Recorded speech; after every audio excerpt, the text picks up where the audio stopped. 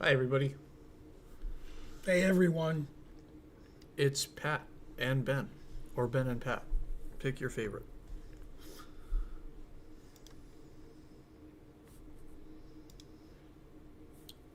I wonder why Stream Element says 11:30.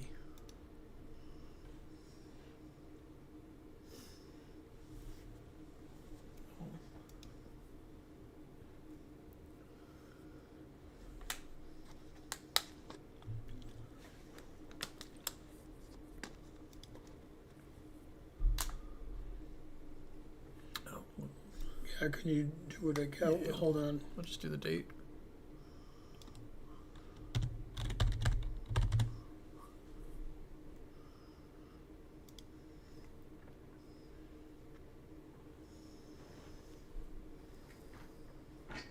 There it goes.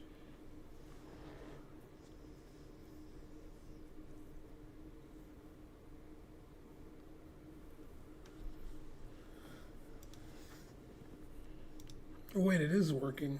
Yeah, No, I mean YouTube is yeah, working. I noticed that. Um, yeah, I forgot how to change the title. Can you click edit video?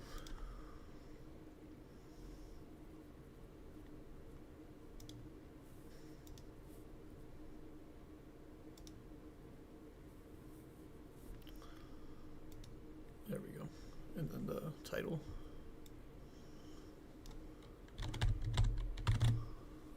You should be able to save it. Yep, there we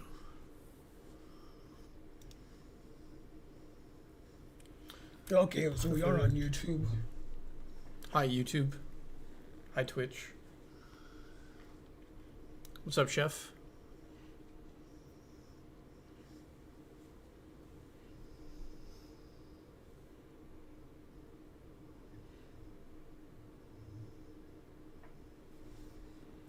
Can you share the 93-month sub anniversary? Oh, yeah.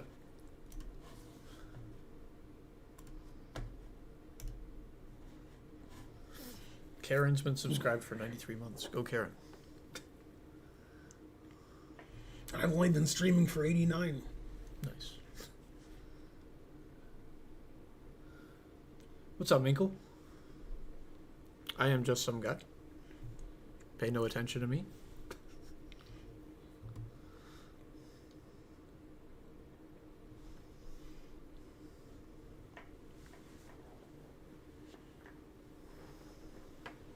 That should warm it up a little.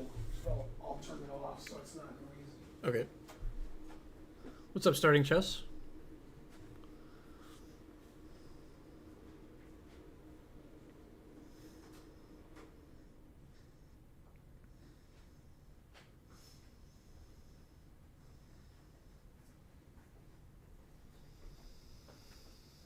Were you in that movie, Dude, Where's My Car?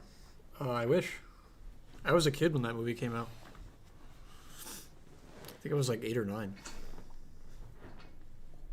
Long time ago.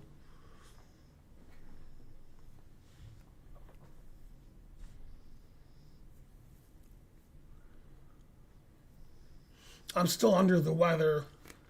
I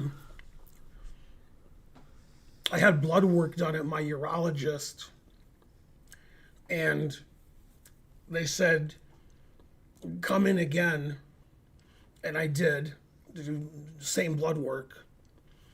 And they said I have a hormone that I have too much of. But I forgot the name of it. Proactin or Practin or Tufactin, Tinactin. Something like that. Something like Proactin, but that's not what it's called. I'm messing the name up. In fact, I'll just look it up.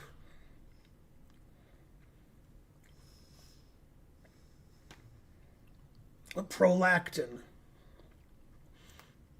Okay, and they said I have too much of that. So then they said I have to get an MRI on my brain. So I'm doing that on Tuesday. And then they'll give me more information.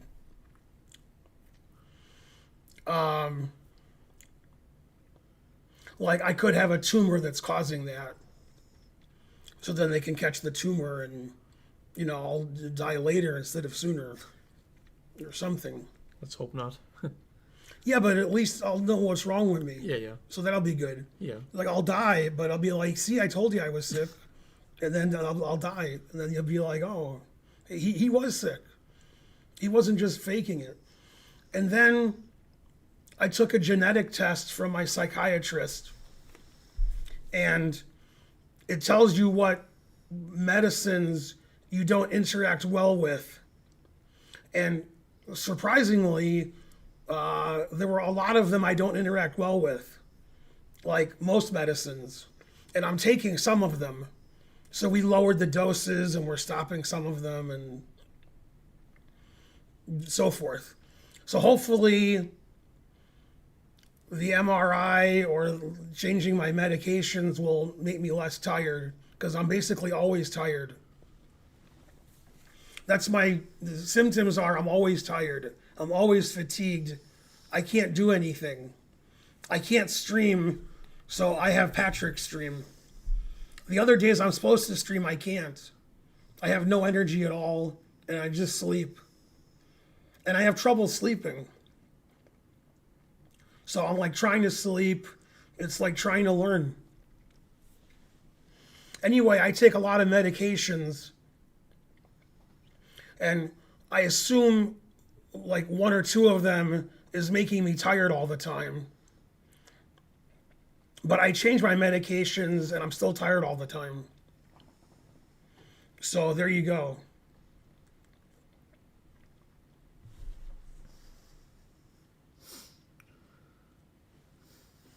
Hey, we have a subscriber. I can't pronounce it. Looks Gamatreon. Yeah, that's what I think it is too. 37 months. Thanks, Gamatreon. That's why I didn't pronounce it, so that you could. Yeah.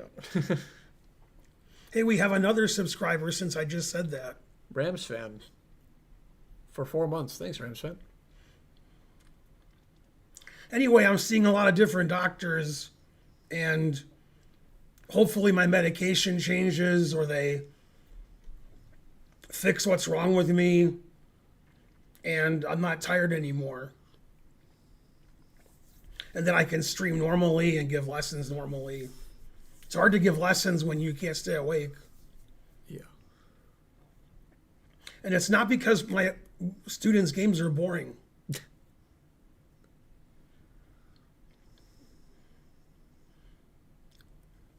Karen's playing poker at Cherokee. She's been there for about 5 days. She cashed in a few tournaments. One tournament, she got 8th. So if she got first, it would have been $6,000. But she got 8th, so it was $600. But that's pretty good. Mm-hmm. Like if you played in a chess tournament and won 600, Oh, I'd be really happy. I could never have you stop talking about it. Yeah. You'd be like, remember that tournament where I won 600? You ever won 600 in a tournament? No. Karen's won thousands in many tournaments in poker. I've never Like in chess, she could never win thousands. Yeah. She's won like $100, maybe 200, maybe. But she's won $5,000 playing poker in a poker tournament, which the entry fee was $1,100. But Toast, thanks for the 1,000 bits.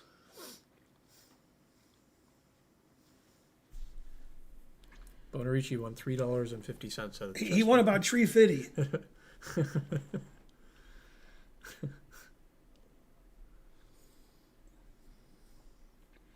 So I'm sorry that I'm always tired and sick and I don't stream anymore and I don't give chess lessons anymore. And, obviously, if you were married to me, you wouldn't like the fact that I don't work anymore because, I got to work. And I can't stay awake. It's the opposite of that song that I like by Men at Work. I can't stay awake.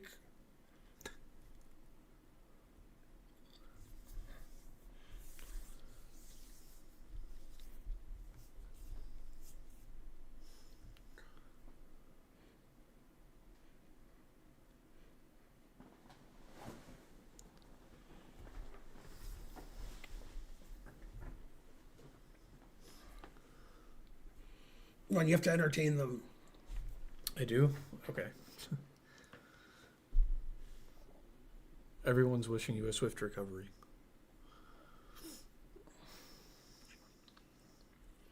We're considering me going on Social Security disability, but it doesn't pay very much compared to what I would make if I was working. Yeah.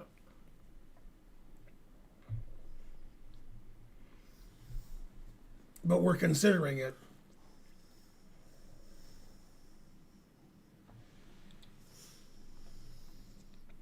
I got about 20 doctors that would say that I can't do anything. And then a wife, she'll tell you I can't do anything either. Well, we can stream once a week. But Karen's playing good poker. That's I good. can't stream once a week, but if you're here, I can stream with you. Yeah. But I mean, I couldn't even do this. Well, I'm happy to help. I'm barely a sidekick. You're a great sidekick. No, I'm You're, okay. You're the main character. I'm the sidekick.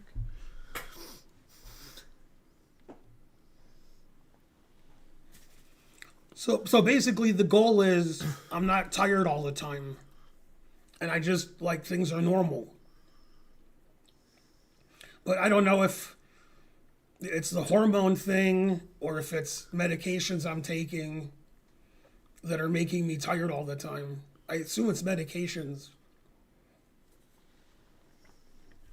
But I change my medication a lot.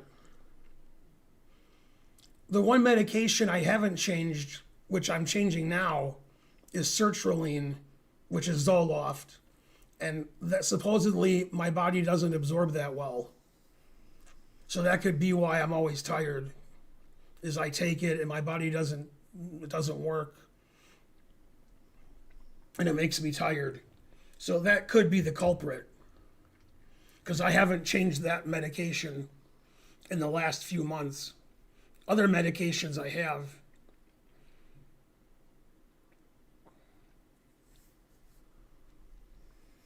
All right, we can start. All right.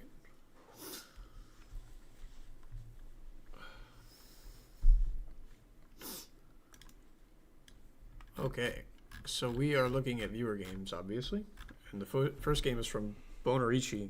But we only have a 2-hour stream, and it's going to take you more than 2 hours to read what Bonarichi wrote. Yeah, probably. Okay, Bonarichi writes, it was painful to type in this game. There's something in the way of the words. I need to get rid of that. That's not what I wanted. Go away.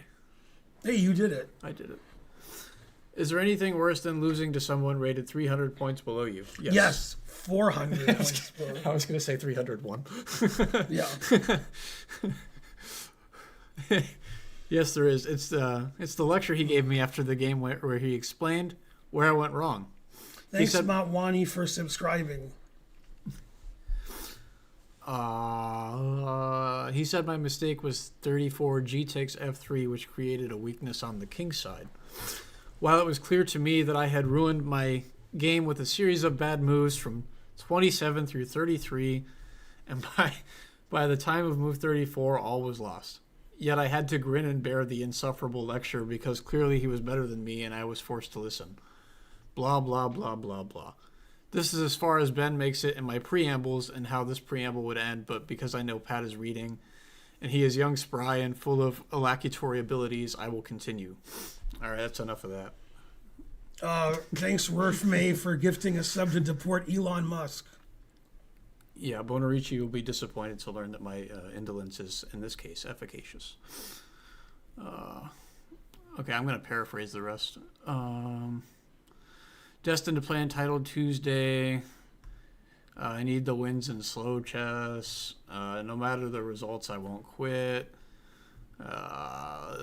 Kensington room with the 5-year-olds and began losing to 800s. We'll get it together. He's really only 1161. Bonarichi, you wrote too much. All right, let's look at your game. So Bonarici's white, and I need the time control.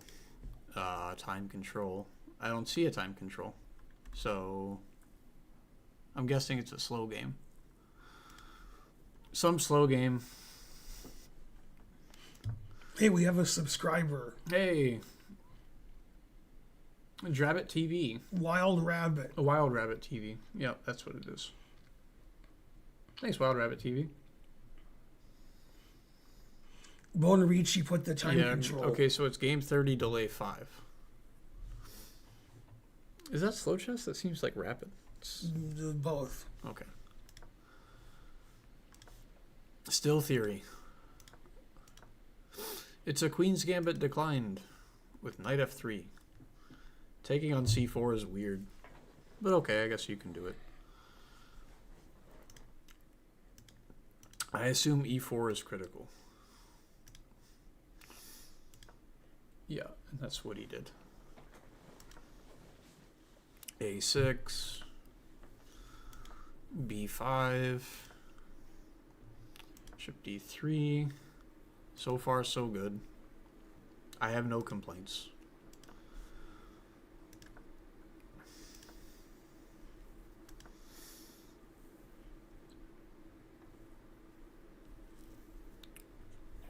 Okay, Engine's not a fan of bishop g5. It says he can play knight takes c3, which is cool. Okay, but he played queen c7. Alternative is knight g5. And I guess this is risky because I'm going to take on e6 probably. No, it just says queen h5. Yeah, that's good. Attack f7. Pawns in a pin. White's for choice there. Okay, bishop g5, queen c7. Rook c1 opposite the queen. Can't complain.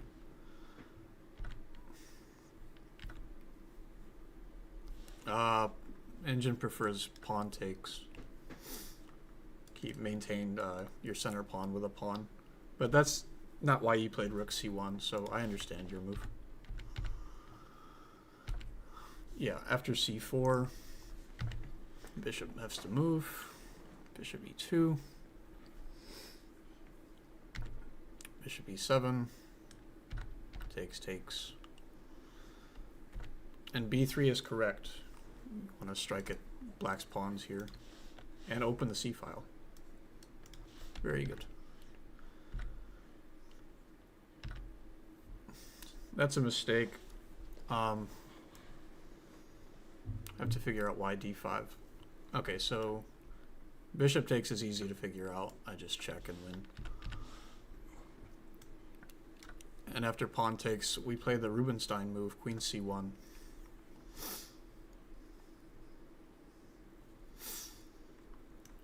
So carry this out a few more moves. Ah, yeah. That seems sufficient. b2, queen c2. Go Spassky, thanks for 200 bits. Thanks, Go Spassky.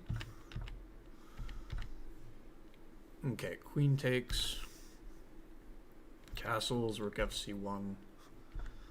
Positions completely equal.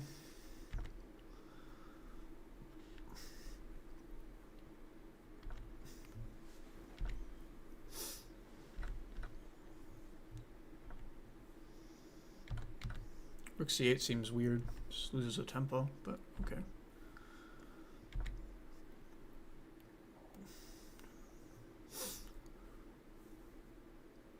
I mean, the position looks equal to me. Engine slightly prefers black here.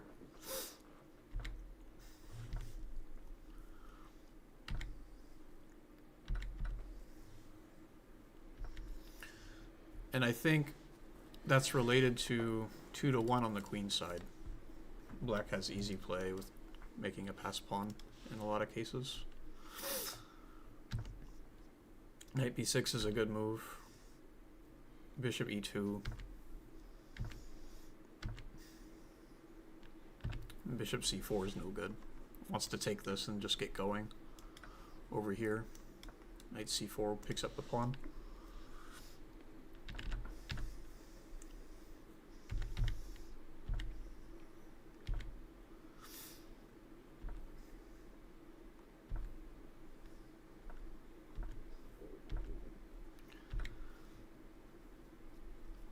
Yeah, and I guess here your opponent said you shouldn't have played g takes f3, but you're losing anyway. So what does your opponent know? No, I'm kidding. Yeah, if knight takes, then knight b1 seems good. Yep. That's just going to pick up the pawn. Whoops.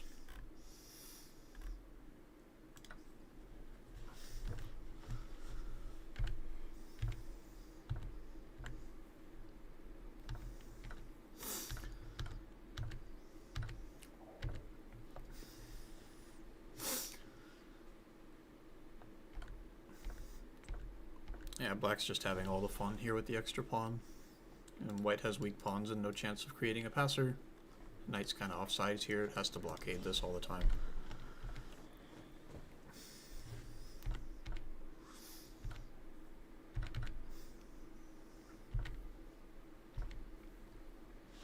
Fork.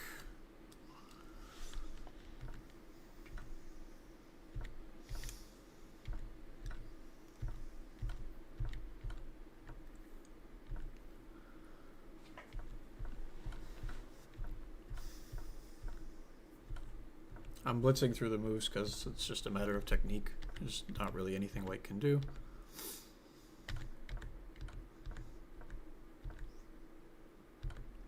Yeah, and that forces the pieces off. And it's a one king and pawn ending.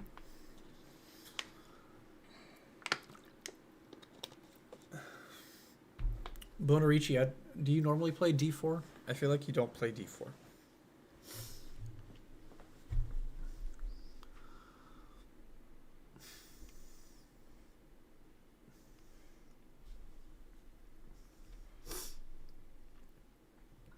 That was a good game, though. I think the critical moment in the game was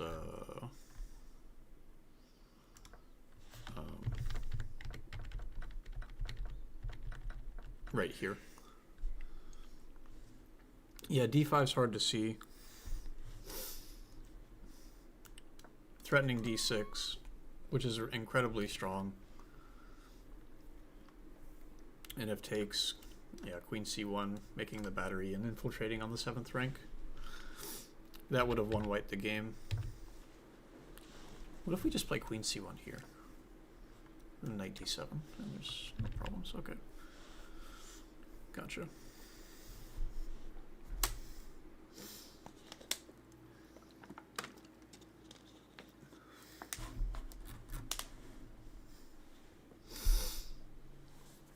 All right, next game.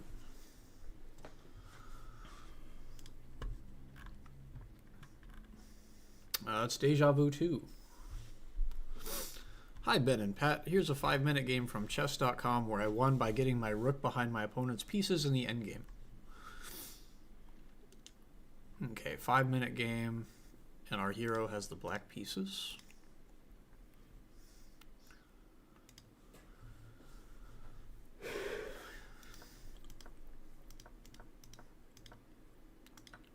It's a Spanish, or Roy Lopez. It's the Exchange Rui, which is a rare customer.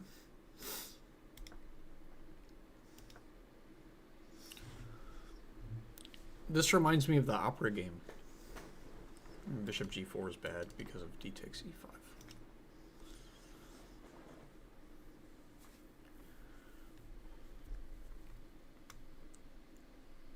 Is that what happened? Yeah, d takes e5, very good. And then black has to give up the bishop pair. G takes f3 is not a move I would ever consider. I have to figure out why he did that.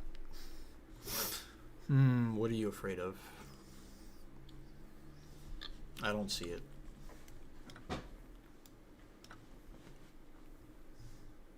And just like in the opera game, queen b3 is the best move.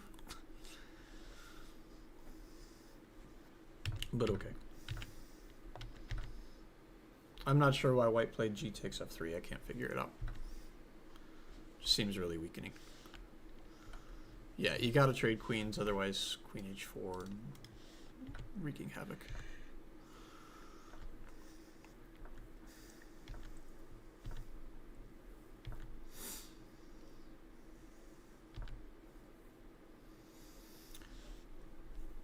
Knight b3 hangs a pawn to knight takes pawn. which subsequently defends the bishop. And there is no rook e1, unfortunately, because I've got bishop f2.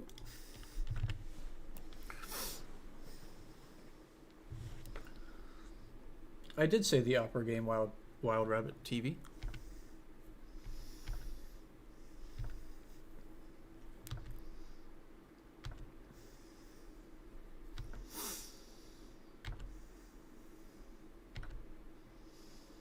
Knight takes f2.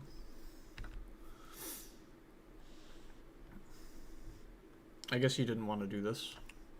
And then maybe get here.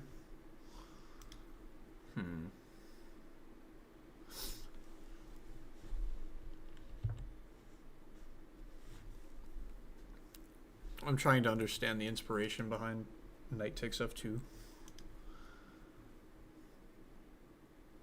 It'd be nice to play rook d1, but there's no pin here. Knight's got that covered. Okay, so we get this endgame where white's for choice. 2 pieces for a rook. Usually the 2 pieces are going to outweigh the rook. And it's hard for black to make a pass pawn here, so we'll see. Okay, b6. Knight c2 is good.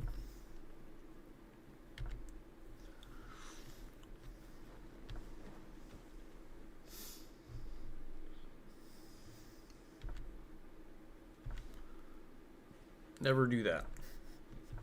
I'm surprised white didn't take this, ruining the pawns.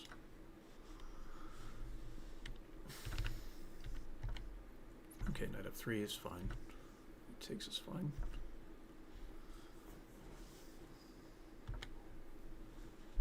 King f3 is good.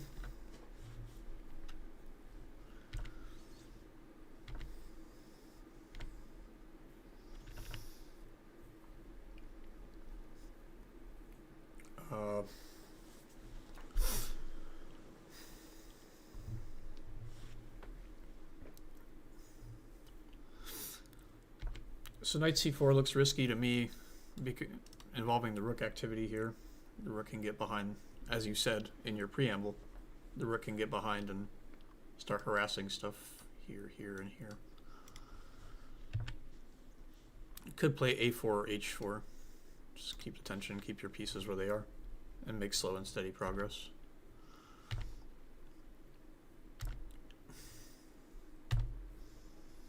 Yeah, now the position's completely equal.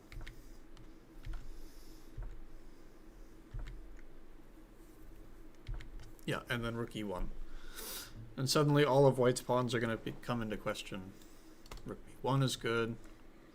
You can get behind this pawn. And these pieces are not really in a place to defend against that.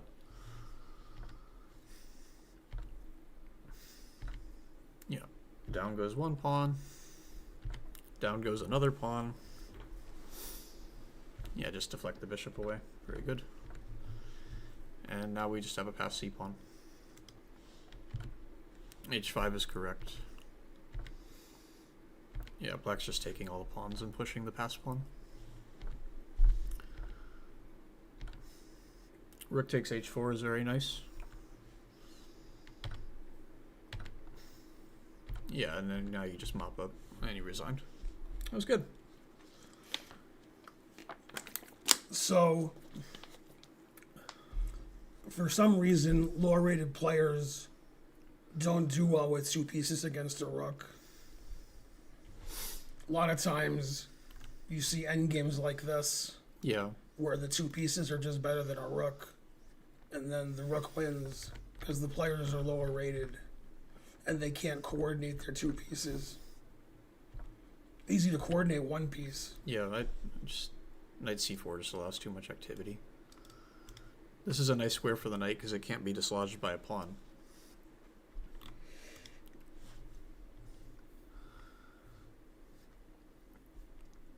Yeah, so just sit on the position h4.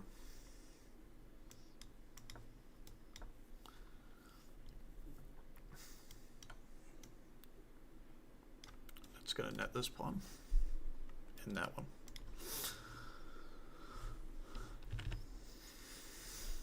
I'm surprised the engine wants to play king f6 in view of this and this. But what else is there?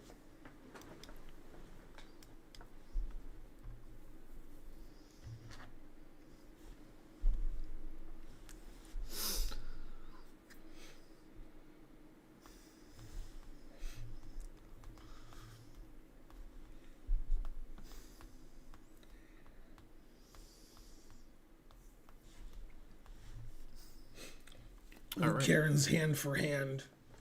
So that means that's close to the money. Oh, okay. And then you play a hand at your table, and then when it's done, you wait for every table to play the hand. Then you do it again, so that like if it's a slow table, they can't just make the money by not playing. If you see what I'm saying, people do anyway. They stall. So it's called hand for hand. She has 20 big blinds. So it seems like she'll make money this tournament.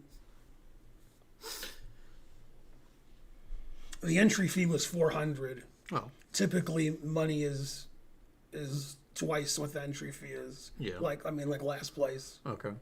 So So you always make money? if you make money, Yeah. Okay. not always, because you can re-enter, Oh, yeah. and you can re-enter a lot, which Karen doesn't do, but a lot of top players do. Especially if you borrow money to do it. Also, we have a subscriber. Zumeri subscribed at tier 1 for 59 months. Thank you. Karen's playing poker now, and she's about to cash in a tournament. She cashed in several tournaments this event. I want to play poker with Karen. Just want to 1v1 a few hands.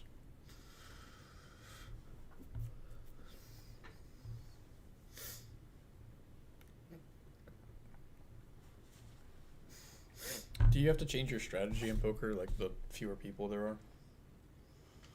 Yeah. There's a lot of going on in poker. People will tell you that poker has luck in it, but poker is just skill. And people who are good at poker like do well, Yeah. and people who are bad at poker do badly. Yeah. And then people who do badly, a lot of them either say they don't do badly because they're lying. Yeah. They're like, yeah, I'm a winning poker player, but they're not. Or they say there's a lot of luck, and that's why they're doing badly. So you think it's 0% cards?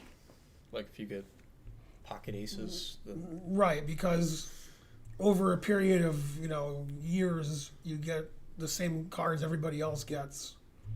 But you make more money when you're a good player, and you lose less money when you're a good player, when you're losing. Yeah.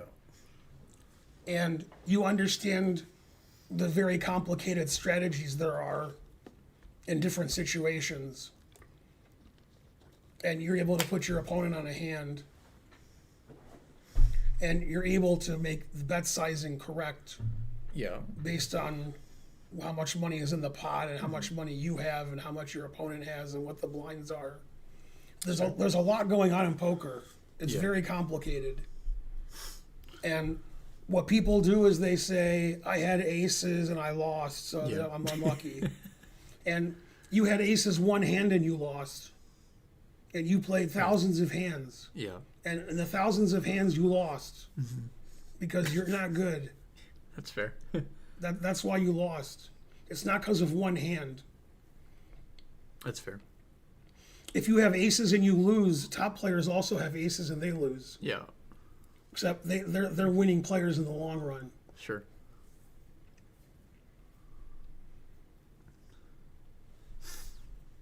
Yeah, poker has an incredible amount of skill. All Karen does is study poker. And she's really good. What's up, Bishop Stars? All right, our next game is from Starting Chess. Hi, I was white in the splits game. We both made the engine rage, and our combined accuracy is a bit over 100. I'd like to get some input on how to actually play these positions. Okay, so... You want input from this stream? Man, I'm not sure who Starting Chess is, but I'm guessing he had white. Yeah, okay, so here we go. And it's a 5-minute game. And he's 500 rating points higher than his opponent. Go starting chess. Okay. So what kinds of positions are you referring to? So far, so good. So far, the players are playing well. They're still playing well. Still playing well, and it's a Sveshnikov. Still playing well. Still playing well. Yeah, most 900s play the Sveshnikov. Yeah. Yeah.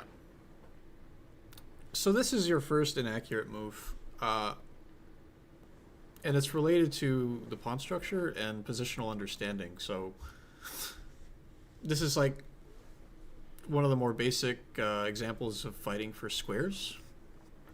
Your knight occupies a nice outpost. So you play bishop takes knight, and then your knight lives there forever. So bishop takes f6 is the critical move here. In fact, if we go back a couple of moves, I think maybe not everybody agrees with me, but I think bishop takes f6 is the best move here. G takes, and then knight takes, and at least you get some damaged pawns for the bishop pair. The reason I don't like knight d5 right away is because this preserves black's pawn structure, but they're both played equally, and you know they're good. They're both good ways for black to try to equalize, but going for the bishop pair is positionally incorrect because you have a weak square here that you want to occupy, and that's basically the whole idea of the Sveshnikov for white. This is how white tries to prove an advantage. Knight on a strong square and black's half of the board. So bishop takes f6 is the main and probably the only move here. Okay, knight takes, queen takes, f3. Wow. Never do that. I don't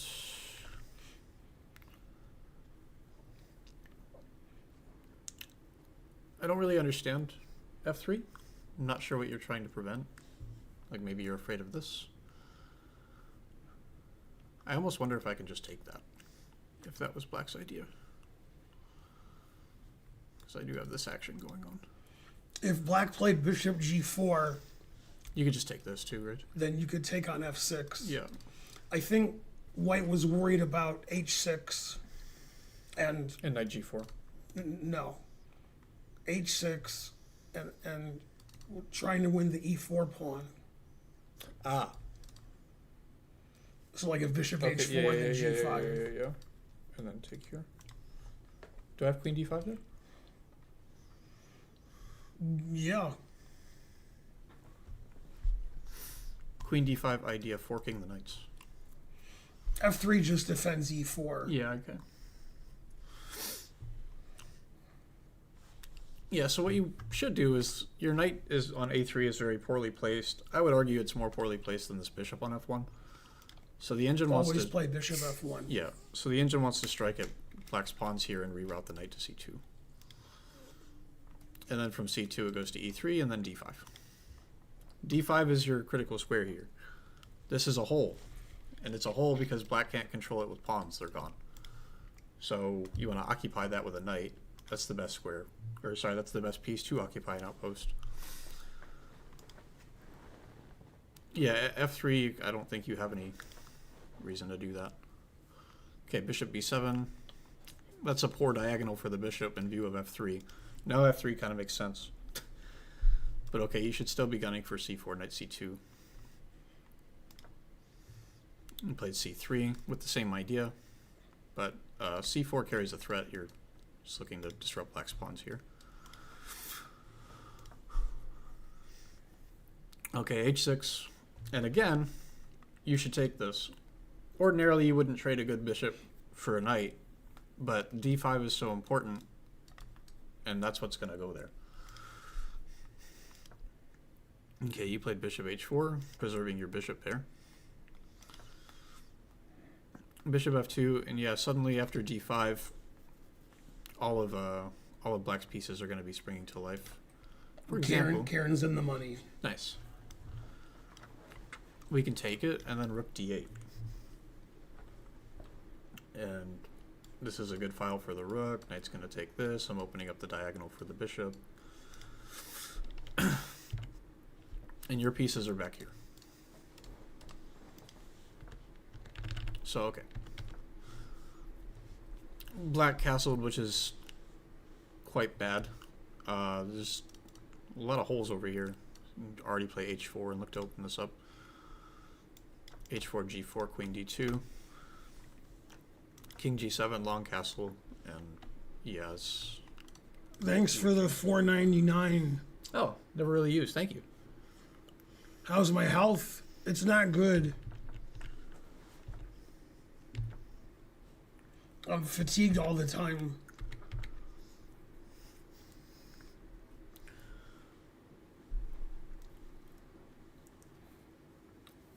Starting chess, you're playing on the wrong side of the board. b4 is positionally weakening. You've just created a backward pawn on c3. And you're not looking to open up the king.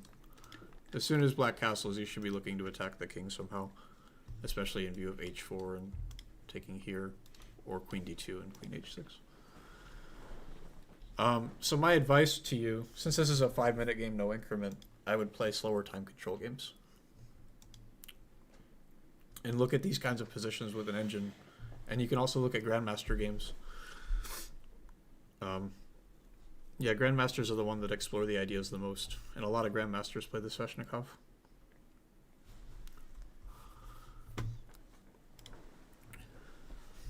Okay, knight f6 is a mistake. You can still play h4. Knight c2 is also good. Knight f6 is a mistake? Oh, sorry, knight d7 is a mistake. Ah, okay. I was getting confused.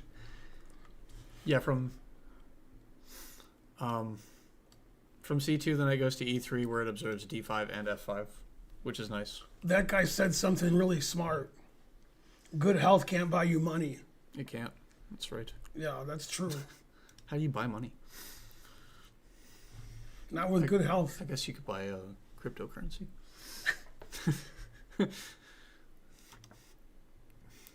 Queen d8 hangs a pawn to queen takes pawn. So I have a question. Yeah. Sometimes people make bad moves, and then you're like, why did they make the bad move? Then we try to figure out why. Yeah. And then usually I can do that okay. I'm like, oh, he played this bad move because, and then I like give an explanation. I know why you played queen d8. Yeah, that was my question. He was afraid of the knight getting there with tempo. So he played queen d8. He saw the knight could go to e3 and then d5 or f5. I have a lot of hope in. He's in the 3-digit rated. play. I mean, maybe because white just played knight c2, so it's possible. Yeah, he saw this on this, right? So he's like, my queen's going to be under attack in several moves. Okay, But he could well, play you figured here it out. and not hang the pawn.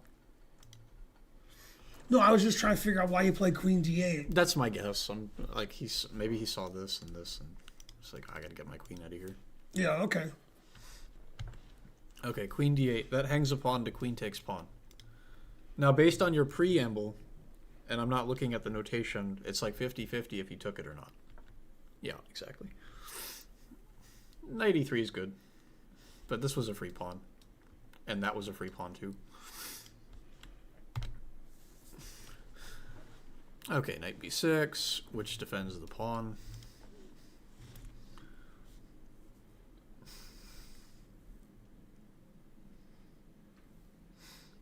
Bishop Stars has a theory. I think he wanted knight b6 for knight c4, and then Bishop Stars, your idea is like even deeper than my idea. He wanted to play knight b6 and defend it. He saw it was hanging. That's a good theory. I like Bishop Stars theory too. Okay, yeah, knight b6. I guess I'm not good at figuring out why people do stuff anymore. Used to be. Well, we just had to look one more move ahead.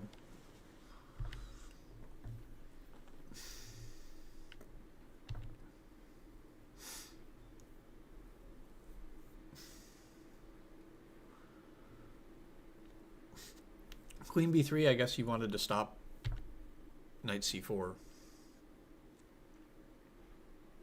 Okay. Wow, bishop c8, the best move. Here and then here. Yeah, now you should go back to d1 in view of bishop e6. You played bishop e2, and then king g7.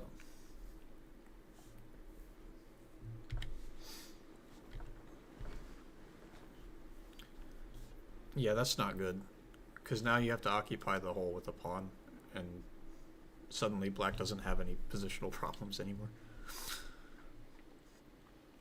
And this pawn looks weak after it takes knight e7. Okay, knight c4 missing the opportunity.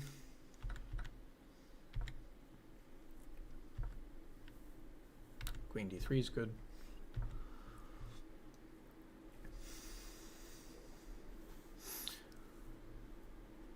Yeah, even though there's opposite colored bishops on the board, position's still good for white due to the space advantage and more pawns on the queen side. This king is still weak. Queen c2, I don't understand. Were you afraid of bishop a4?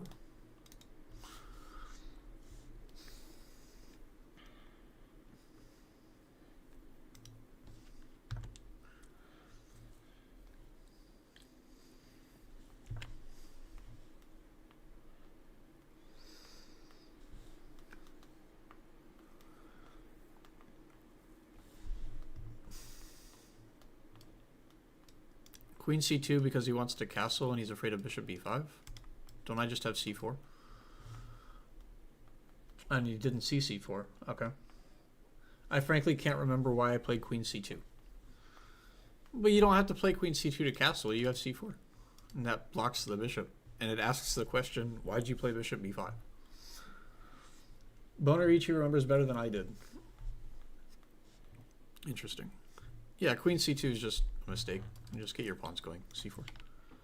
This is still a backward pawn, by the way, so you should move it up. Move it on up. c4 still the best move.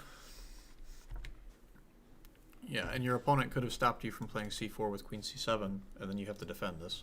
But he played rook e8.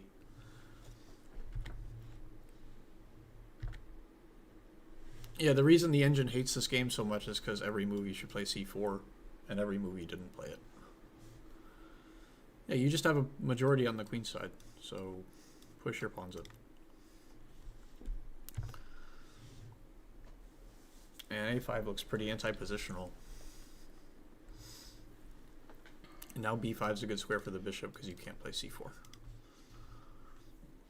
Also, rook c4 is good. And then triple up on the bubble up.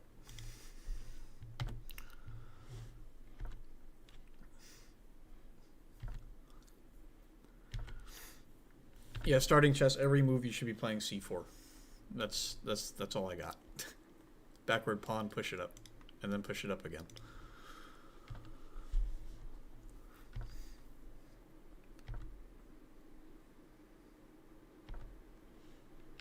Queen e2 walks into bishop b5. But he played rook e8, and now you just take this pawn. Very good. Yeah, now you just have too many passed pawns on the queen side.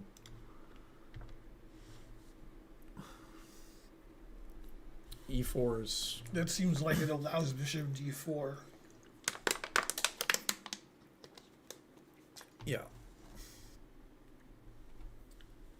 These two pieces are lined up on a diagonal, which is good news for this dark squared bishop. Darn. Queen b7. Okay. It's okay starting chess. It's a 5-minute game. You probably have no time left.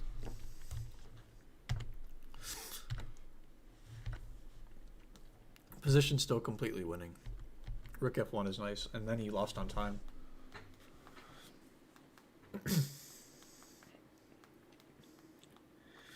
Yeah, so your mistakes in that game, in my opinion, this is just my opinion, you don't have to agree with it. You're playing too quick a time control where you don't get to appreciate the ideas or think about them. Playing an unfamiliar opening, so you should study your openings more, especially as an e4 player. Yeah. So play slower games and look at openings.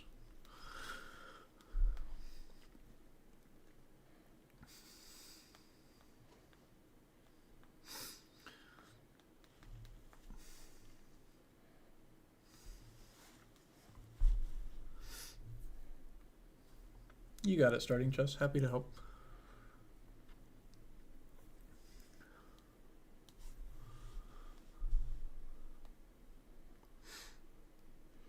What happened? White won on time. Yeah, white's pretty winning. Yeah.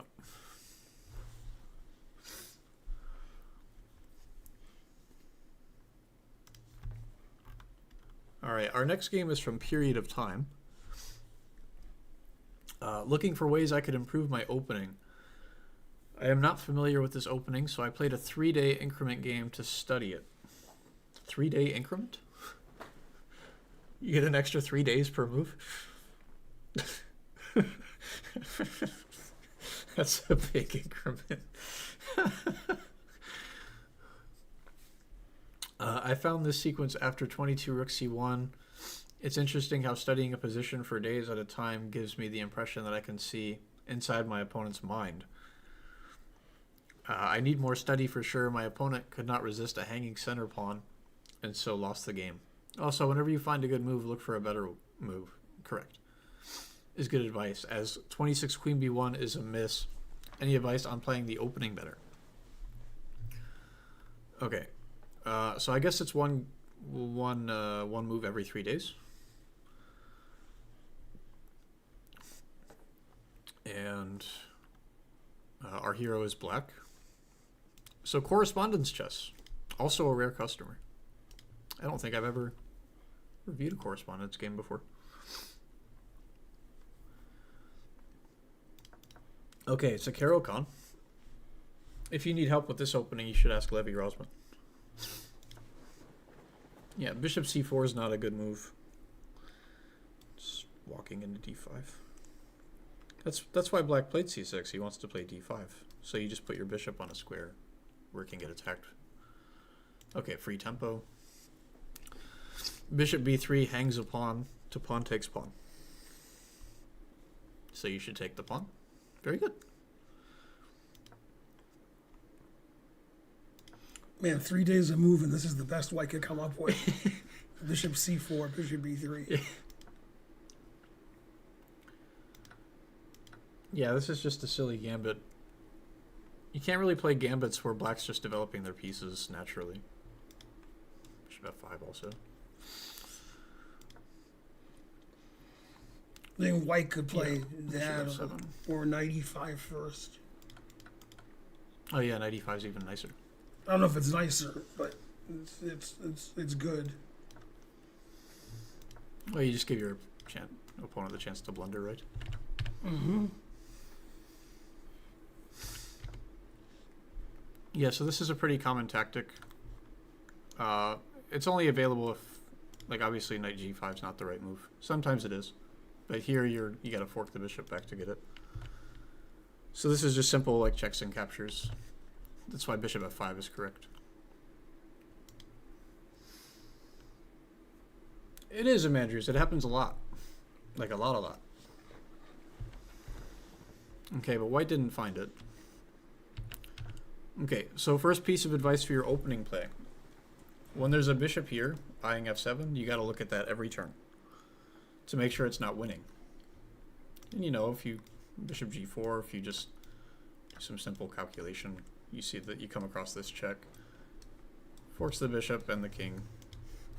And white's up a pawn and your king sucks.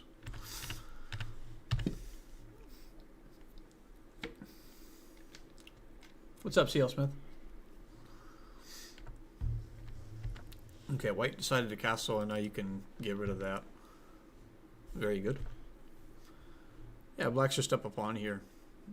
The development's not going to amount to much because there's no pressure anywhere.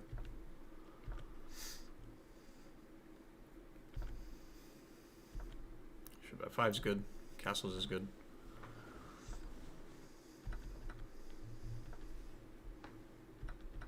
Yeah, you're just trading everything. Hopefully you saw that this was attacked.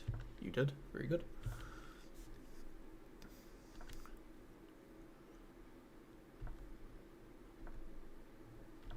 All things considered, the players are playing well except for the missed bishop takes f7 and white being down a pawn.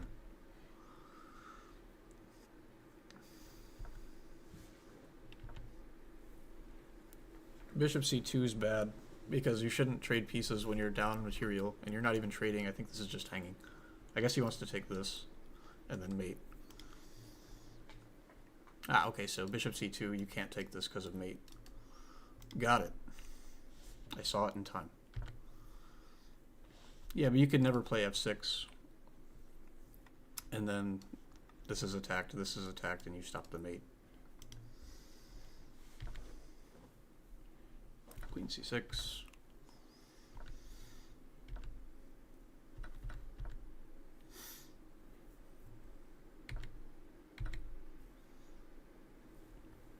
And now we have forced mate.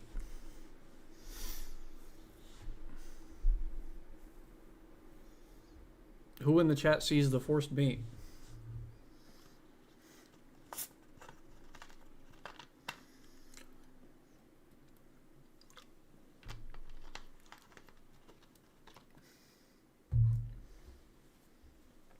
Period of time sees it. The player of the game.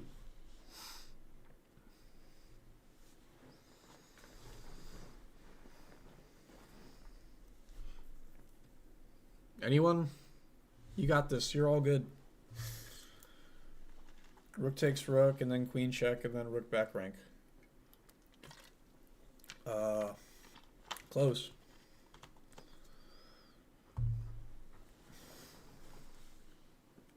Still calculating, still theory.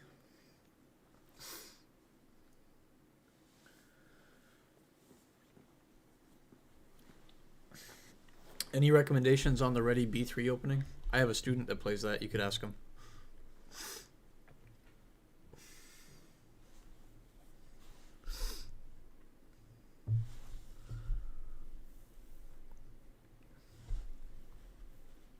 Was the forced mate played?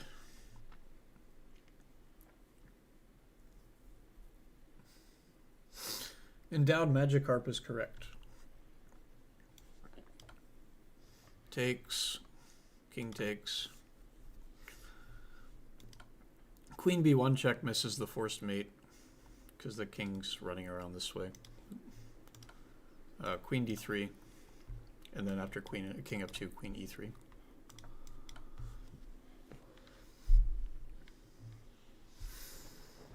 Yeah, period of time. If you had 3 days, you should have spent more time on queen d3. But queen b1's winning, so no harm, no foul.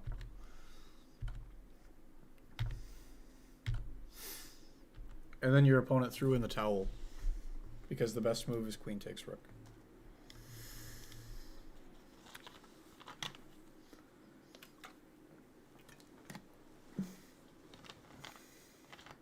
Hard to find queen d3 if you found the win with queen b1. Yeah, I agree.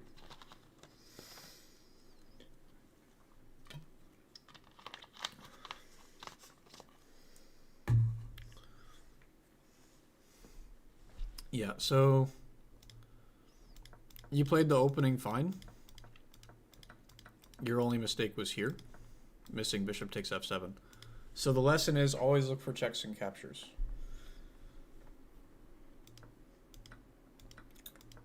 Like, if you want to be really diligent, before playing this move, you should look at this to make sure it's not winning. Just king takes, queen h5. Like, just make sure you're looking at checks and captures. I'm not saying it works for white, because it doesn't. But you should always be aware of checks and captures.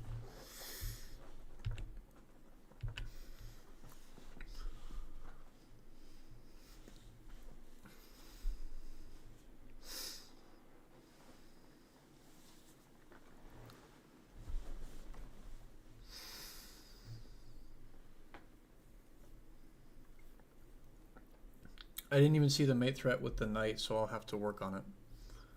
Mate threat with the knight? Knight e5. Oh, knight e5. Oh, yeah. Yeah. Yeah, bishop e6 is kind of a... That's not why you played here. Any tips on to remind yourself to check forcing moves every move? Yeah, if your opponent has a legal check, you should look at it. Because sometimes checks win the game. You have to get out of check. And then sometimes when you get out of check, you're already losing. Same applies for like a capture. I mean, this is a bad example because it's check, but this is also a capture. So you should definitely look at it. Because checks and captures, sometimes they just win material. And if you're down material, that's usually bad. Usually. It depends on how well your pieces are placed. And if your opponent has a crappy pawn structure or king position.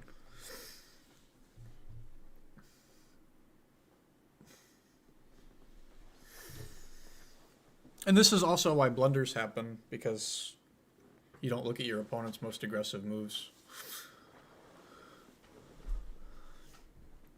A lot of people are only worried about what they want to do, and they don't really care about what their opponent's doing, and they ignore stuff, and then as a result of ignoring things, they lose. It happens all the time.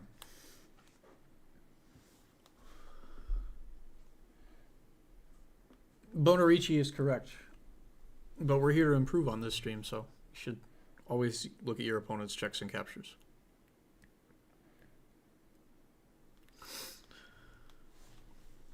There's kind of a methodology to how we learn the game of chess, right? Like we learn to put our pawns in the center, we learn to get our knights and bishops out, and then eventually as you get better at doing that, you look for checks and captures.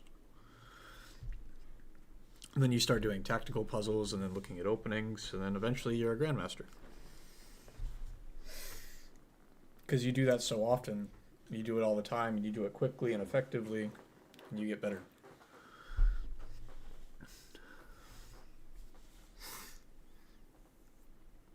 Don't forget to roast the players. Bonarici, your game wasn't very good. I'm just kidding, Bonarici. We love you.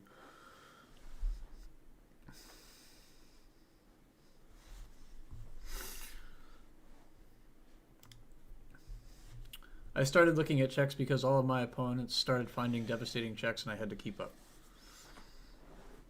That roast sucked. Try harder. Okay. Who's next? Toast is next. I've been involved in 3-day games against the same opponent for almost 10 years. This is the second game from a long time ago, and as promised, here's a game. And I might be delusional, but I think I was better at chess back then. So this game was played almost 10 years ago. And it's another 3-day game. Yeah. One move every 3 days. And Toast is what color? Toast, you're in the chat. What color are you?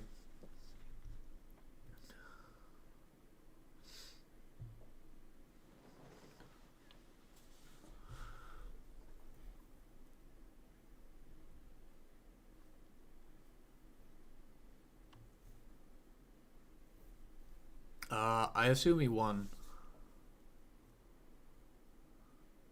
If we assume he won, then he is white.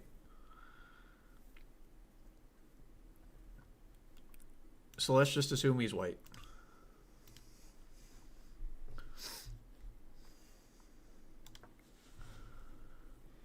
Okay, Toast won, so Toast has the white pieces.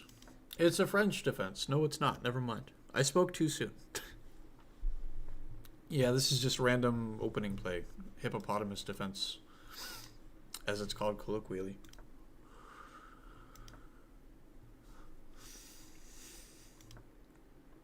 Yeah, d5's good. Yep, very good. Can you play this? You can! But not for the reason I was thinking. It's because you have Queen H5. Man, that's really strong. And when I say really strong, I mean really strong. Yeah, Bishop B5's check is a typical idea when you have a pawn on D5. Especially if there's a pawn on E6. Because you have this nice tactic. Black can't really afford to take this because Queen H5 hits with devastating effect. You all see what's wrong with G6, and King E7 is obviously bad. Okay, but you played Knight C3, which misses the opportunity to play Bishop B5 check.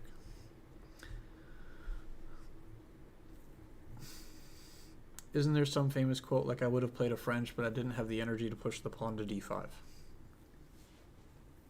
I don't know. That's funny, though. Naka likes the hippo against computers? Correct. Anti-computer. I don't think that works nowadays, though. It worked a long time ago.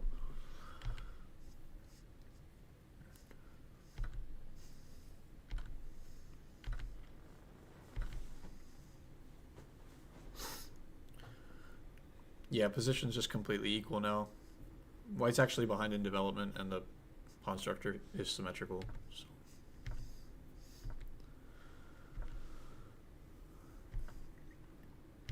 So the players just develop their pieces. Everything making sense so far.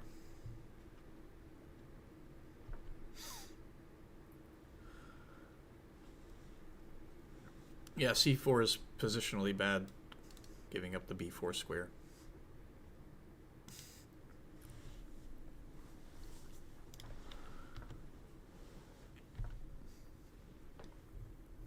Yeah, a5 is good, fixing the weakness.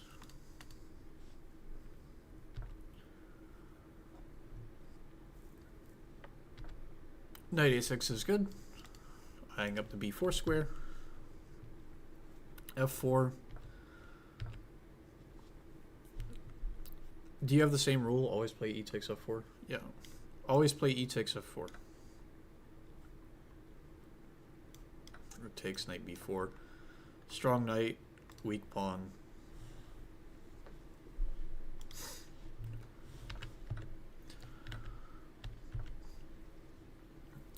Bishop f6, and yeah, now white plays f5, and black never moves again.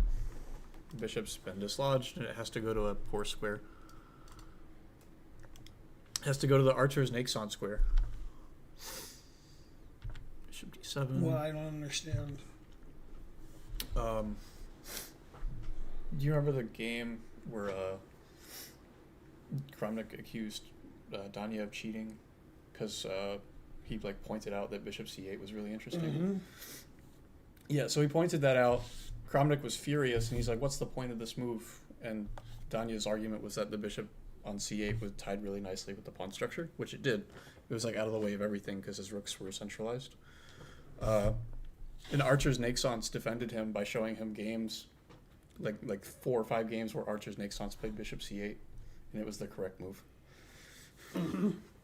So that's why I say that now. Oh, I didn't know that archers did that. Yeah.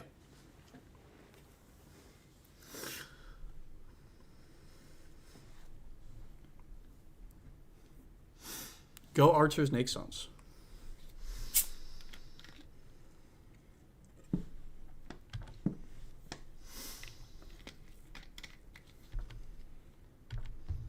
Go Karen.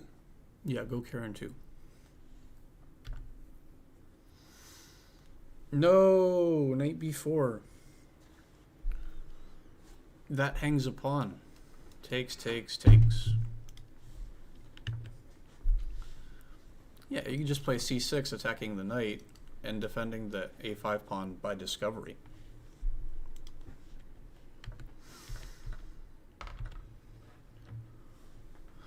Bodorici is correct. From Latvia. We got a sub. Oh, Ghost Spassky 2022. Tier 1. Thank you, Ghost Spassky.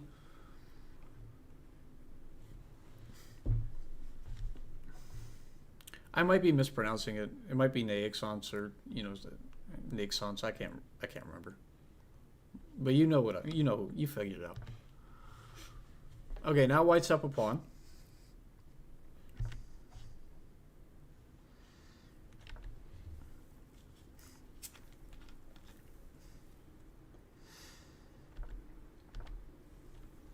I guess the engine prefers rook fd1. And I think that's related to, like, eventually you're going to get these pawns going and you want the pawn behind this pawn. Roddy Chess, if you're a subscriber, you have to link your Twitch account to Ben's Discord, and then you can post a game on Sunday.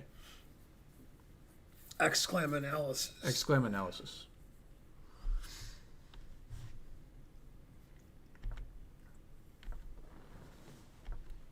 But rook fd1 is just a minor nitpick. It's not a big deal.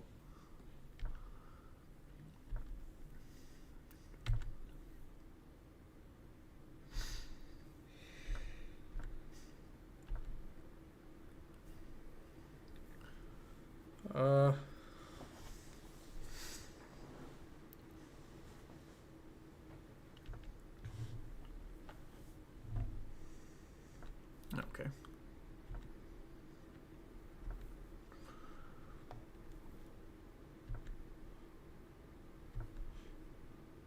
Ooh, f6. That almost looks like it shuts the dark square bishop out of the game forever. But it also weakens this diagonal. Not that diagonal, that diagonal. Yeah, here come the pawns.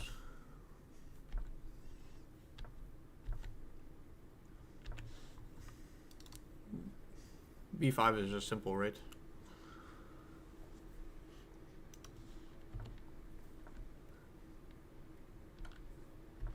It doesn't matter, white's just completely winning. c6 is nice. Now you have a passed pawn, hooray! And these pawns are awful. Uh-oh. Okay, white made a mistake with rook f1. Yeah, the rook on f3 guards the e3 square so that the bishop can't come back and defend. So, can flick in king f2, and then king e2. And then you can contest the file. And that should be enough to win, I guess. Maybe. I actually don't know if you can trade rooks. But king f2, king e2 is the correct way forward.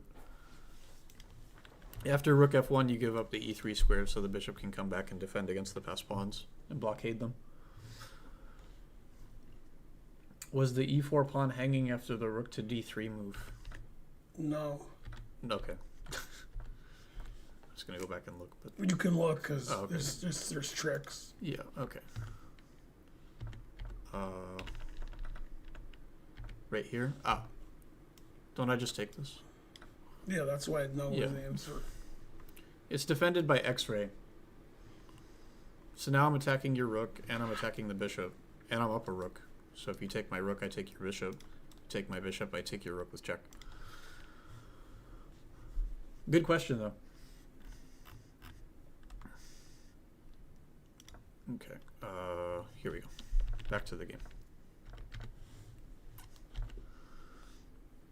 Yeah, position's completely equal now. c5 is unbelievably bad. Unbelievably bad. What's up, GM Tortolino? 3 days a move. Yeah, with 3 days of move. This is the only defender of a7. We're just queening. Apparently it's more complicated than that. Because I guess no, I don't even have this. Because it's hanging. You have rook d8. Ah, rook d8. Yeah, that's right. a7, rook d8. And then rook a1? Oh, rook d1. Tricky. Yeah, he played that. Okay, rook d8. Now rook d1, exclam. Darn. Rook d1, rook a8, rook d7, check. King g8.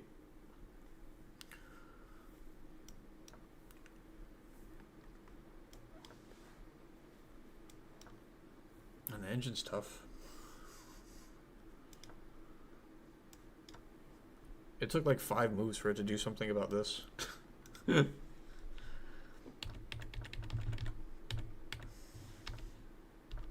Okay, rook d8, and then bishop a5. Rook c8's weird. Should play rook a8. Get behind the pawn. Bishop b6. And there's no way to get this pawn going.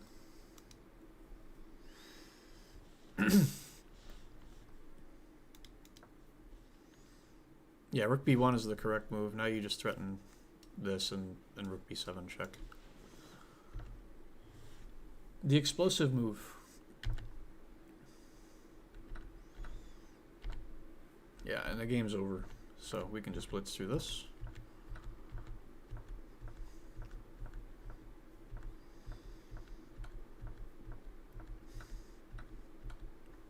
Bishop takes f6 isn't necessary, but it's the best move.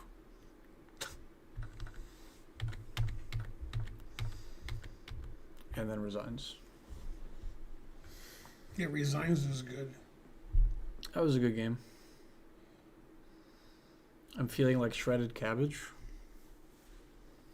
I'm not sure I know what that means. Which is funny because you beat Shredder a lot. Yeah. So you would think you would know that. Yeah, maybe. All right. Next game. Next game is from Sit Bear and or Hit Bear. Until Sit Bear proves that they're not Hit Bear, then, we can just assume that they're the same person. When do we typically need to submit games for review? On Sundays, Winning Chess. You can submit your game on Sunday before 6 p.m. Eastern Time. Sit Bear writes, probably the most disappointing loss I've ever had. Went into this wrong with 5.5 points, needing one more half point to secure over $700 in prize money. Even more than Karen went. My opponent was a little kid in clear first who had more to lose than to gain. So naturally he castled opposite sides and went rawr. All I had to do was prove the king and pawn endgame was a draw, but instead I got a $600 endgame study. I thought pushing my queenside pawns would just make them easier for my opponent to capture. I didn't understand how I could run out of moves, but in doing so, forced my opponent to push his queenside pawns, making them easier to capture for me. So the truth hurts. Okay, so it's the game NN versus Sit Bear. It's a game 90 plus 30. Sit Bear's black.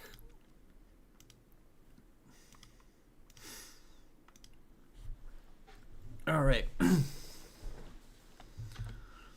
E4, E6. It's a French defense. So far, so good.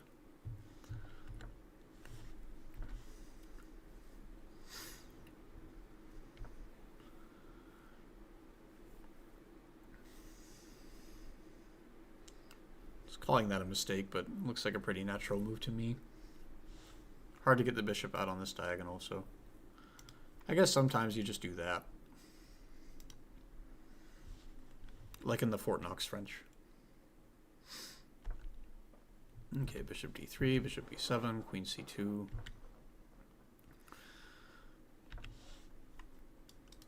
h6 is a bit better. g6 is pretty weakening, but it's okay. You do have a dark squared bishop, so there's a lot of h4, h5 ideas connected with g6, using your pawn as a hook so that I can open the h-file, castle queen side. Instead of g6 or h6, can black play bishop takes f3? No, I guess not. I thought I could play g6 here, but I guess I can't.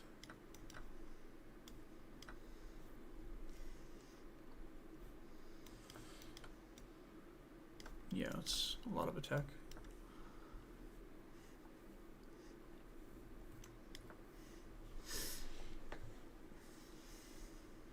All right, never mind. Yeah.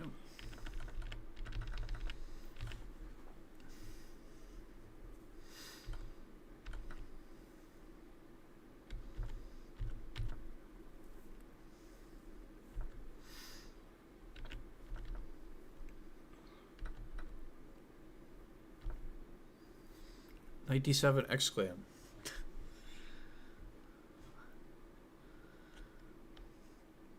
I guess that's an exclam because these are alternatives, but I mean, okay.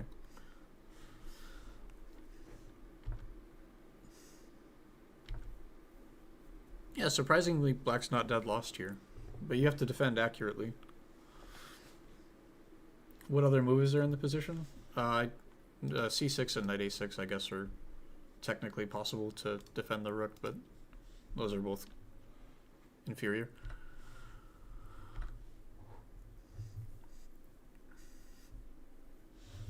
Yeah, queen d6, queen d5.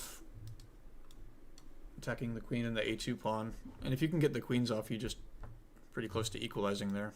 Get your rook to the c file, and without queens on the board, you're not really afraid of a h file demonstration, I guess. King b1 exclam.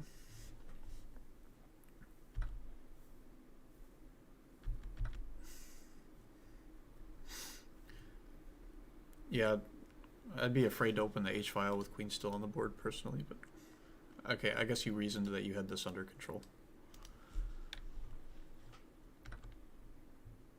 Okay.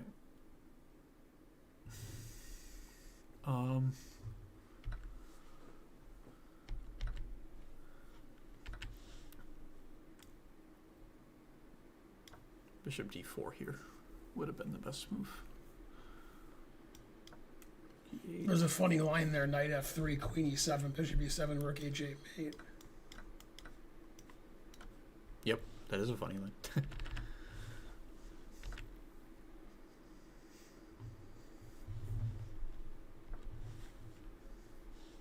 And then queen f4 to h6.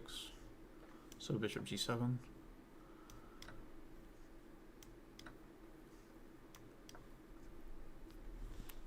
Yeah. So I guess white would have had to play several great moves in a row to achieve a winning position there.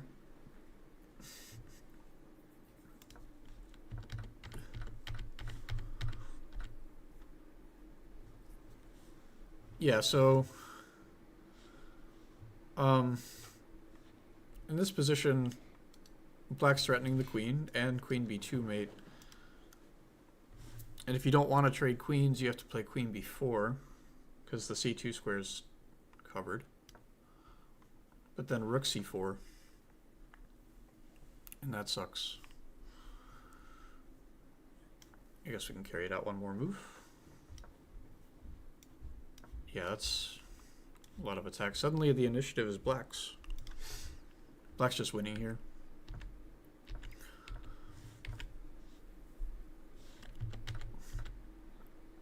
Okay. Yeah, so with correct play, it should just be a draw.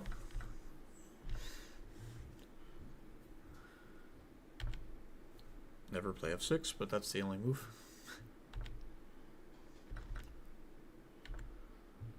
And never play f3.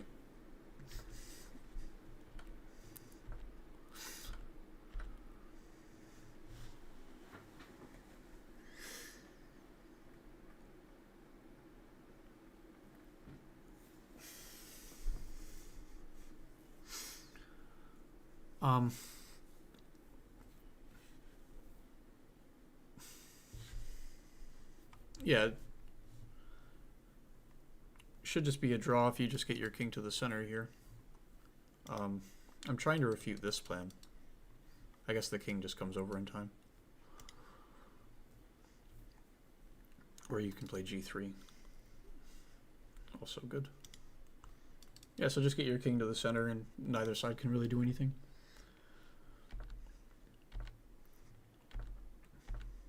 King f5 is good. King f6. Yeah, your king's doing a good job opposing the white king. So you can just sit on the position a6. Maybe you were afraid of g4, but then I go king e6.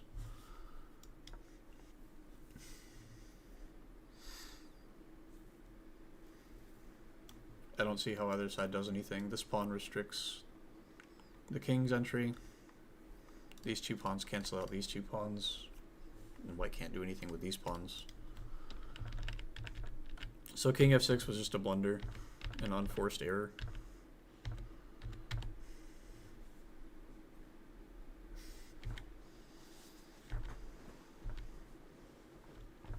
And that's also a mistake. Yeah, king pawn endings are hard.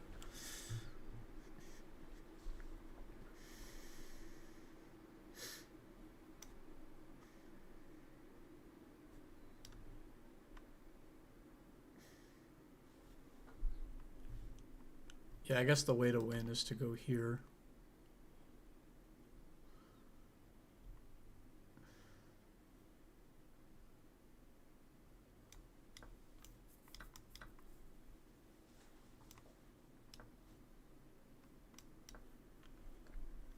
King g4 is very nice because you can't keep opposing the king.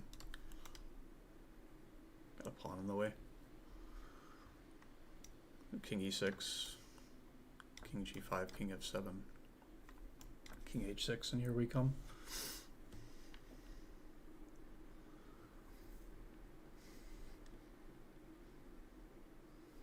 That's correct, Thaddeus.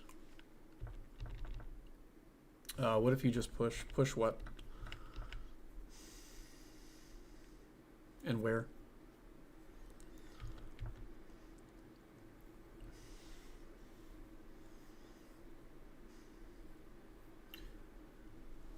Yeah, I guess black can just move back and forth here because the pawn covers the f5 square. After white's king is on g4, just push g5.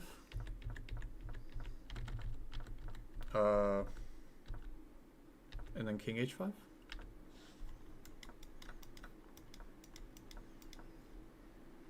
Yeah, king h5 wins.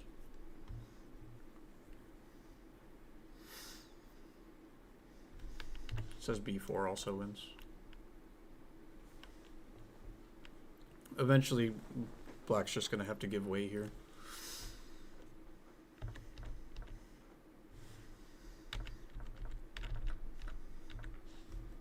Okay, so after g4, we just move the king back and forth. Oh. Play b5. Yeah, with the king on d6 after f4, you can't get the opposition back. So f4 takes. Yeah, and here comes the king. Whereas, if in this position you play b5 and we play the same variation, you have, it says b4 is also playable. Surprising. Oh, now black wins. Man, chess is hard. Yeah. Keep the king out. g5, king f5. And these pawns are frozen.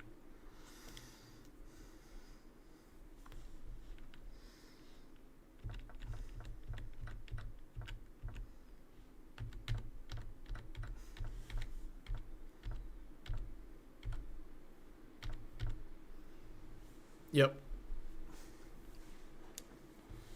Okay, so a6, b4, and no matter what you do, white's just going to push the opposite pawn. b5, a5, a5, b5, and you have to give up the g pawn.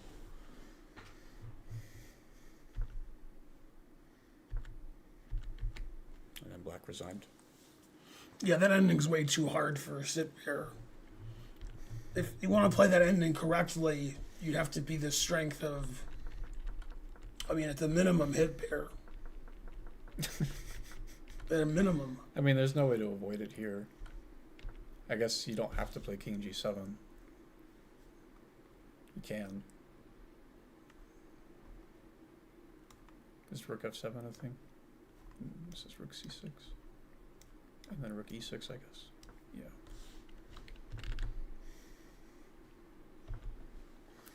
Yeah, tough ending.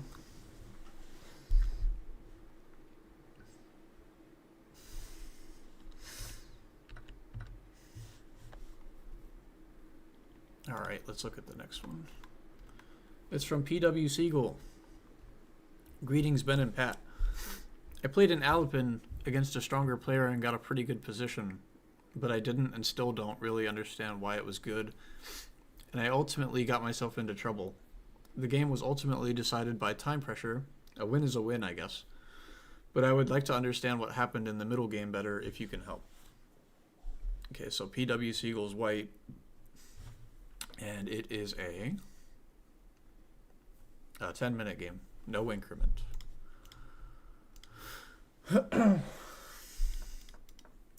It's the Alpin Sicilian. I don't know d6. Doesn't seem critical. 'Cause letting white get in d4 for free. Bishop d3 is good. Position's already better for white with the two pawns in the center.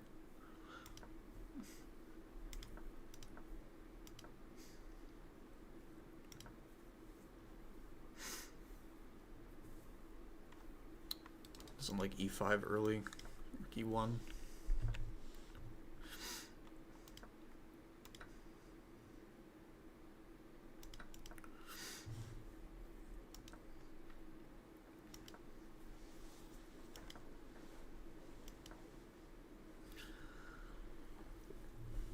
Queen b6 reminds me of Aliak and Lasker. Lasker played queen b6, removing his queen from the game, and then he lost quickly. Yeah, queen b6 breaks the tension, for one. You could just trade queens and be equal. And it just takes the queen out of the game. Like, there's nothing happening here, there's nothing happening here. I guess he wants to play rook d8. That's all I got. Yeah, after knight g5, there's lots of attack going on. And if you take the knight, then bishop g5 covers the d8 square. And I've turned the chessboard into a John Madden analysis.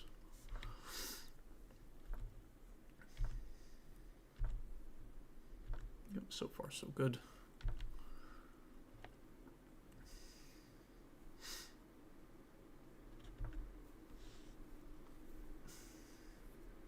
Engine prefers bishop f4 here. And I guess after knight d4 you can take it. Whereas with your bishop on an e3, after knight d4, I don't think you can take this because it's a fork. It says you can play knight a4. But okay. Prefers black. Yeah, that's what happened. Oh, am I following the game? Oh, I'm following the game. Knight a4, queen c7.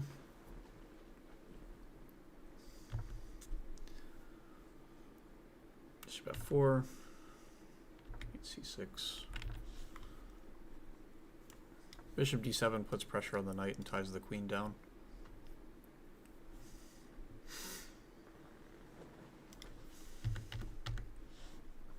Whoops.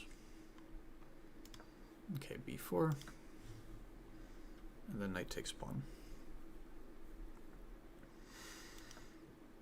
Okay, black's up a pawn. Knight f3 check's a really nice move because you're going to pick up the bishop next. That's what happens. Yeah, so as I stated in a previous game, with the knight on e5, you should check this with on every turn because it is a check.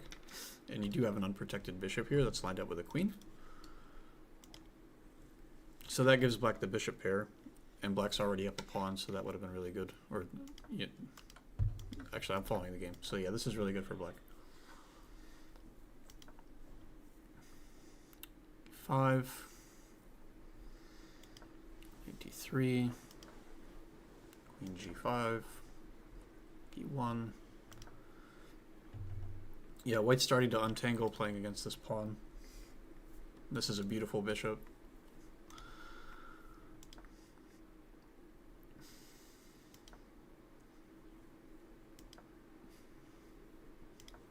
Queen a4 is more accurate because you're putting tremendous pressure on all of black's pawns over here.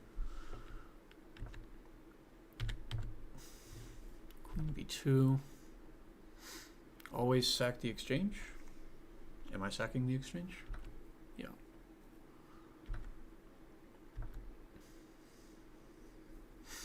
Yeah, this knight's too strong here. It's forking everything. Beautiful square, so you got to take that. And it does. Very good. So white has the exchange, but these pawns look pretty good for black. So position's about equal. Whoa, what happened? That's the end of the game? The game's still going.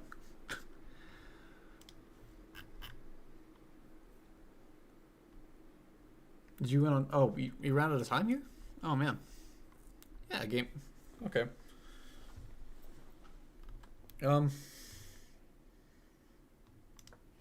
Yeah, I don't really have any complaints about your opening play. But with the queen on b6, this is just a tremendously bad move. It breaks the tension and takes the queen out of the game, and you can already start to attack here. There's 95 players left, and Karen has 29 big blinds. Nice. I think I'm tempted to play knight takes h7 if g6 here. Yeah, and then queen h5. That's a lot of attack. Bishop coming in here, sack the Joia.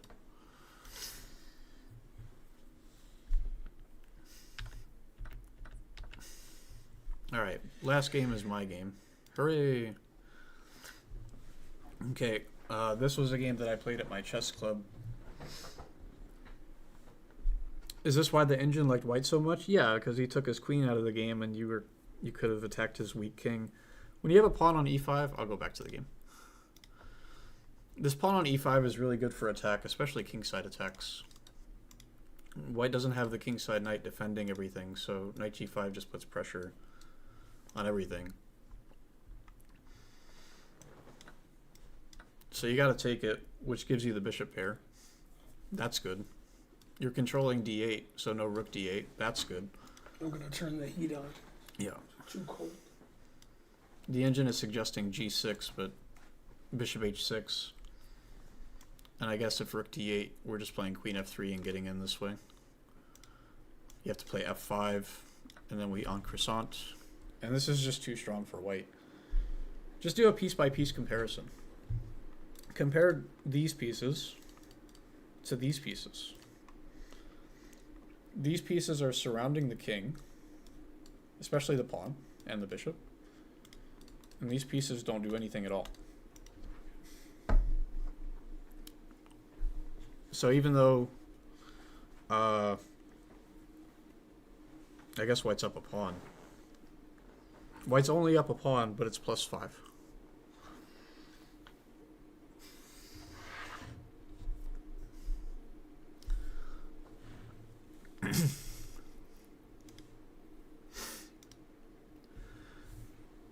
You got it, PW Siegel. Okay, last game is my game. I played this at my chess club. I don't know anything about my opponent. I've never played him or met him before. Seems like an okay-ish player. I went there to give a lesson, and I played a game with my student, and that was the only game I had intended on playing, but this player insisted that I play with him. I didn't really want to, but okay, I played. I have the white pieces. Is there a clock? No clock. Yeah, that chess club doesn't play with clocks for some reason. I don't know why, but yeah, my opponent implements a pretty lackluster version of the Ruy Lopez closed Ruy. I want to congratulate Eric Rosen. Oh yeah, he got married. Got married to Irene Sukadar. So I want to congratulate her also. Yeah, congratulations. Yeah. Thank you. I've known them forever. Yeah. Yeah, we always suspected they were a couple because they were hanging out a lot. They weren't public? That's correct. Gotcha. Husky's asking if you're doing the Charlotte Open in January. No.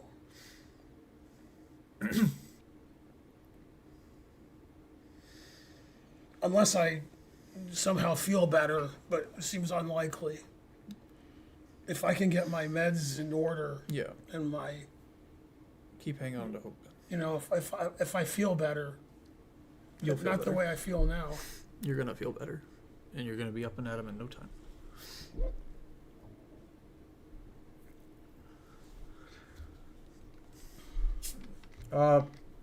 The standard way to play this for black is to fianchetto the bishop, and you get a King's Indian kind of thing.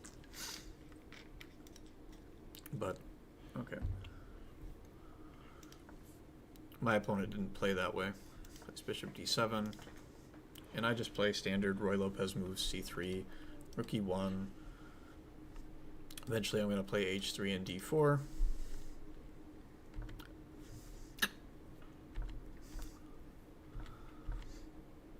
Okay, bishop e7.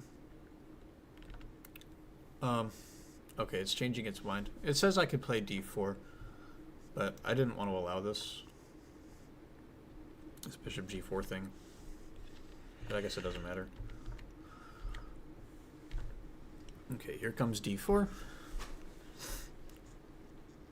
Takes is a positional mistake because I just take back with the c pawn, and now I have the c3 square for my knight. Black has to play knight a5, c4, and then put the queen on the c file. When?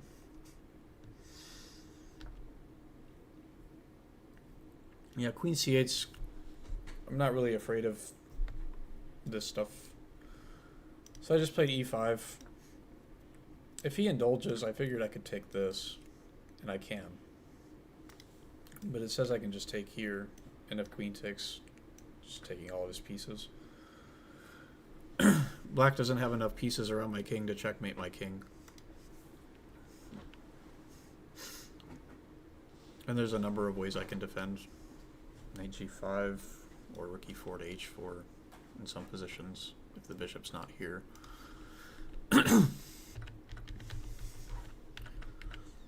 Okay, so I wasn't afraid of that, and he didn't do that. He took, recapture, and then knight e8. And I just get my pieces out.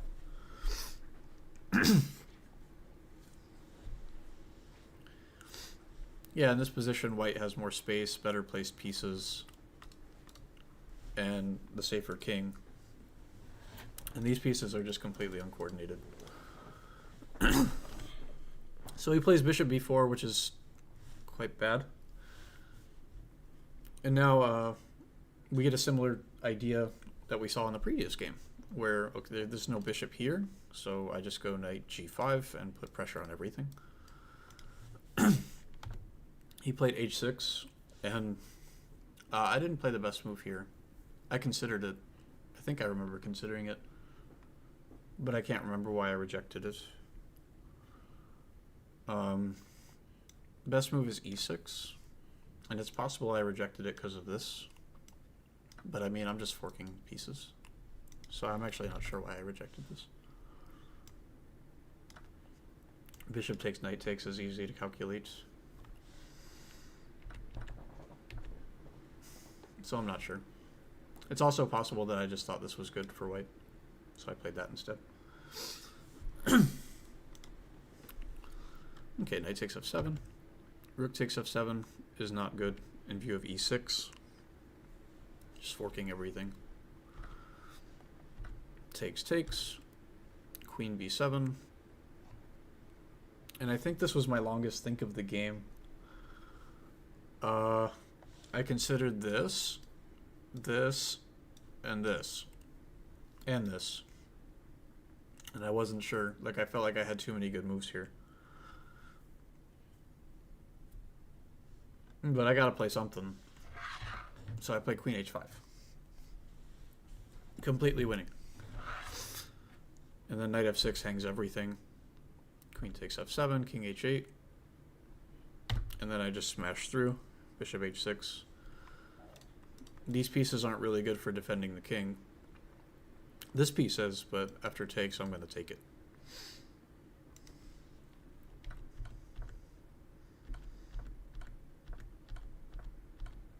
I had a faster mate with bishop e6, but I played the mate that I saw. Yeah, that's mate in one. And then mate. What's your opponent's estimated rating? Like 12, 1300 maybe. If I'm... That was a good game. Yeah.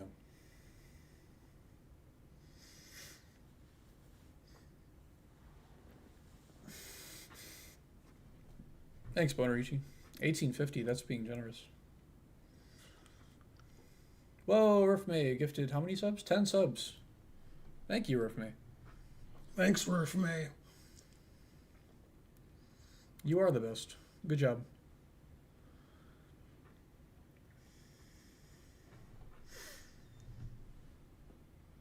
Thomas McManus is correct. Bishop takes h6. Husky asks, is d6 a real move? Yeah, it's a real move. It's seldom played at the top level because you don't have to commit to blocking your bishop early. Just play a6 or knight f6 here.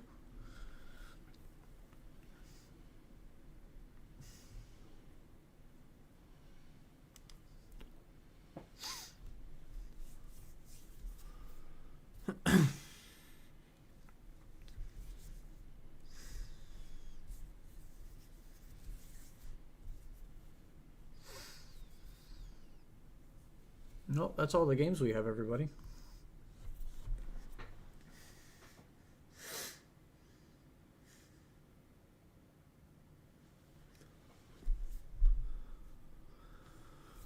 Work on my roasting skills.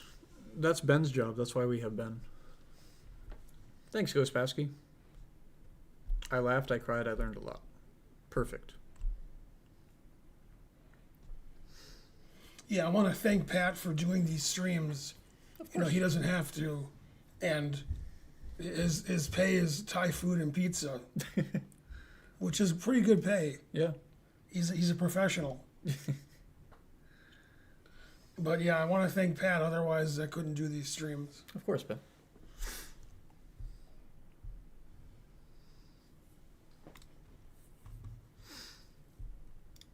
All right. Submit more games for next week, everybody. These streams are a lot of fun. I'm happy to help. It's good to see you all. Let's raid Gowrie. Okay.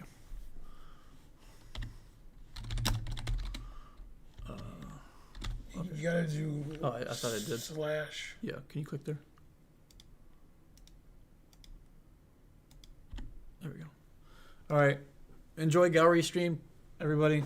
Have a good night, or a good day, or a good bishop. Bye. Thanks, everyone, especially Worf May. Bye, everybody.